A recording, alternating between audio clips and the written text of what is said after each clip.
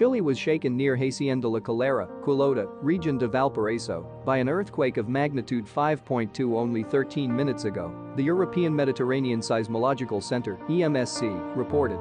The quake hit at a moderately shallow depth of 40 kilometers beneath the epicenter near Hacienda La Calera, Quillota, region de Valparaiso, Chile, in the morning on Saturday, October 15, 2022, at 11:41 a.m. local time. The exact magnitude, epicenter, and depth of the quake might be revised within the next few hours or minutes as seismologists review data and refine their calculations, or as other agencies issue their report. A second report was later issued by the citizen-seismograph network of RaspberryShake, which listed it as a magnitude 4.9 earthquake.